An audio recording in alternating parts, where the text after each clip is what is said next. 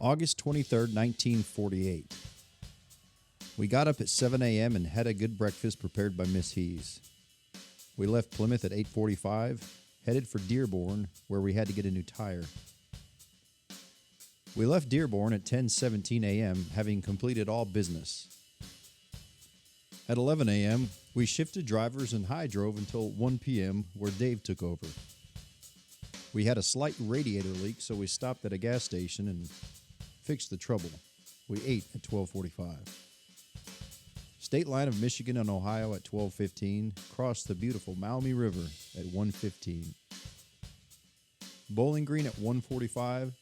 The territory was perfectly flat from here to Van Buren, 20 miles consisting of farms and pastures of all types. Saw 10 turkey vultures hovering over one spot with possibly more on the ground. Trouble, trouble, trouble. First, the left hub begins to lose its bolts and the radiator cap blows off. Water sprays all over the windshield. Right now, 5:15, it looks mighty discouraging, with almost again as much to go for the first day. The radiator was right just beyond the windshield. Yeah. And at some point, the radiator cap blew off, and all this fluid water was coming out. So we said, hey, we need to stop that, so let's put the gasoline cap on the radiator. Made sense to us. So we did that, and we drove for a little while, and the car quit. And it quit right in front of a bar. I think it was in Tennessee. I think it was in Kentucky. And we didn't know what to do. And we stood there looking at it, and some drug came out of the bar. And he said, what's going on? And we said, well, the car won't run. And he looked at it, and he said, who put the gas cap on the radiator? We said, well, we did. And he said, well, you stupid. This is, radiator has to breathe. And the gas cap on there won't let it breathe. So that's why the car stopped. Oh. We arrived in Springfield at 7:15, had a hamburger and a Coke, and left about 8 p.m. While passing through Xenia, we noticed a train paralleling the road in the middle of town. The train went right down the main street. We finally arrived in Marymount at 11. This is a picturesque small town just outside of Cincinnati, Ohio. We stayed at the home of a friend of High's, Bill, to bed at 12:30 a.m. August 25th, 1948. Woke up at 7 to flag down a mechanic who was supposed to come by then.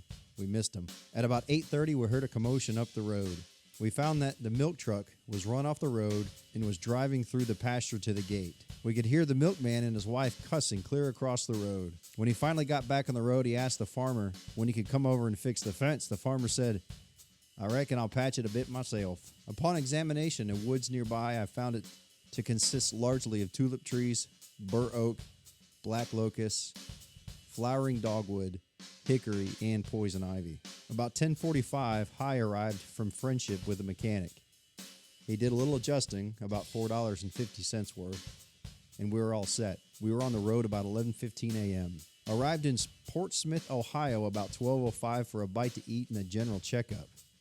We decided we ought to have new studs put in the left rear hub, since there were only 2 bolts holding it on. We went to the YMCA and took a much-needed shower. We picked up the car about 5:05 p.m., and we're on the road at 5:30 p.m. At 9 p.m., we reached Charleston, West Virginia, our destination for the day before. During the day, the temperature was 102, very hot. Whew. We passed through the hilly territory today, sometimes between embankments 50 feet high, almost straight up. Some were sandy, others were covered with growth. We looked for a campsite while driving through the hilly territory. At about 2 a.m., we found a state park called Hawk's Nest Roost. After very tedious traveling through almost mountains, we gave way to our hunger and cooked pork chops we had bought earlier. We were so tired by this time, we all gave way to merriment before we finally tuned in about 4:15 a.m. August 26th. We got up at 7 a.m. and packed the car after a bowl of breakfast cereal. We left Hawk's Nest at 7:30 and drove to the nearest gas station. We asked the attendant how far it was to the mountains. He said in a typical southern style, "You're in 'em." We were glad to hear this because we had to use second gear most of the time, and we boiled over fast. After climbing mountains for several hours, we reached the highest point so far, 3,170, Mount Sewell. At about 12 o'clock, we arrived at White Sulphur Springs and went to the ritzy private establishment and drank some sulfur water. Ugh. Just like sulfuric acid. Virginia at 12:30 p.m., we ate lunch in Covington, Virginia, just beyond Clinton Forge. We found a box turtle on the road, which we kept in hopes of bringing him back. At 5:30 p.m., we entered the Shenandoah Valley. At this place, we were finally back on schedule. For 25 cents, we entered the park and drove over the Skyline Drive for about 20 miles until we came to a good campsite. Here we cooked spaghetti and hamburgers, corn, other odds and ends. The meal was fine. We turned in after a scorching day at 9:30 p.m. August 28th. We got up at 6:15 a.m. and put on our good clothes. After packing up, we headed to the spot we had supper in the night before, and there we had breakfast.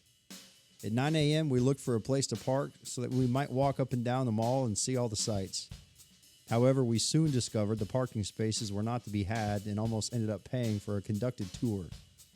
$4 or $7.50 per person. We finally found a parking place near the Smithsonian Institute.